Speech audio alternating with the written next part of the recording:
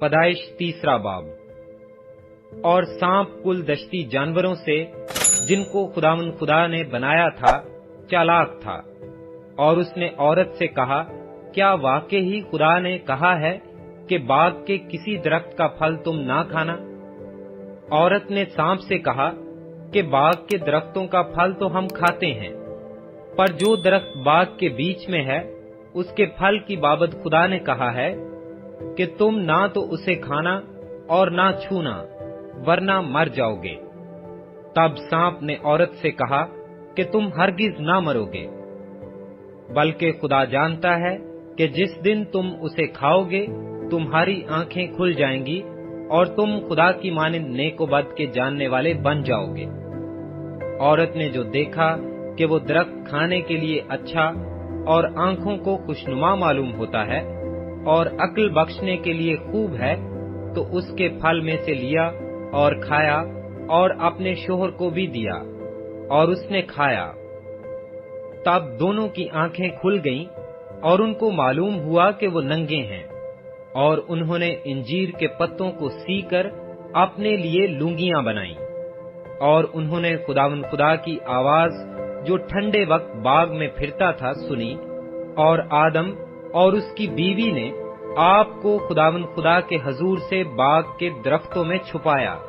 تب خداوند خدا نے آدم کو پکارا اور اس سے کہا کہ تو کہاں ہے؟ اس نے کہا کہ میں نے باغ میں تیری آواز سنی اور میں ڈرا کیونکہ میں ننگا تھا اور میں نے اپنے آپ کو چھپایا۔ اس نے کہا، تجھے کس نے بتایا کہ تو ننگا ہے؟ کیا تو نے اس درخت کا پھل کھایا جس کی بابت میں نے تجھ کو حکم دیا تھا کہ اسے نہ کھانا؟ آدم نے کہا کہ جس عورت کو تو نے میرے ساتھ کیا ہے اس نے مجھے اس درخت کا پھل دیا اور میں نے کھایا۔ تب خداوند خدا نے عورت سے کہا کہ تو نے یہ کیا کیا؟ عورت نے کہا کہ سانپ نے مجھے بہکایا تو میں نے کھایا۔ اور خداوند خدا نے سانپ سے کہا، اس لیے کہ تو نے یہ کیا، تو سب چوپایوں اور دشتی جانوروں میں مالون ٹھہرا۔ تو اپنے پیٹ کے بل چلے گا اور اپنی عمر بھر خاک چاٹے گا، اور میں تیرے اور عورت کے درمیان اور تیری نسل اور عورت کی نسل کے درمیان عداوت ڈالوں گا۔ وہ تیرے سر کو کچلے گا اور تو اس کی ایڑی پر کاٹے گا۔ پھر اس نے عورت سے کہا کہ میں تیرے درد حمل کو بہت بڑھاؤں گا، تو درد کے ساتھ بچے جنے گی اور تیری رغبت اپنے شوہر کی طرف ہوگی اور وہ تجھ پر حکومت کرے گا۔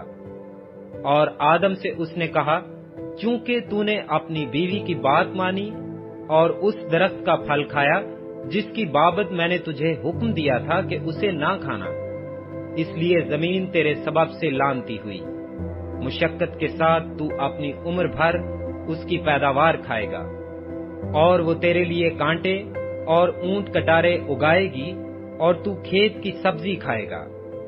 تو اپنے منہ کے پسینے کی روٹی کھائے گا جب تک کہ زمین میں تو پھر لوٹ نہ جائے، اس لیے کہ تو اس سے نکالا گیا ہے، کیونکہ تو خاک ہے اور خاک میں پھر لوٹ جائے گا۔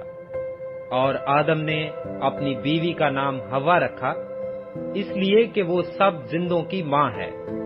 اور خداوند خدا نے آدم اور اس کی بیوی کے واسطے چمڑے کے کرتے بنا کر ان کو پہنائے۔ اور خداوند خدا نے کہا، دیکھو انسان نیک و بد کی پہچان میں ہم میں سے ایک کی مانند ہو گیا۔ اب کہیں ایسا نہ ہو کہ وہ اپنا ہاتھ بڑھائے اور حیات کے درخت سے بھی کچھ لے کر کھائے اور ہمیشہ جیتا رہے۔ اس لیے خداوند خدا نے اس کو باغ عدن سے باہر کر دیا تاکہ وہ اس زمین کی جس میں سے وہ لیا گیا تھا کھیتی کرے۔ چنانچہ اس نے آدم کو نکال دیا اور باغ عدن کے مشرق کی طرف کروبیوں کو اور چوگرد گھومنے والی شولہ زن تلوار کو رکھا کہ وہ زندگی کے درخت کی راہ کی حفاظت کریں۔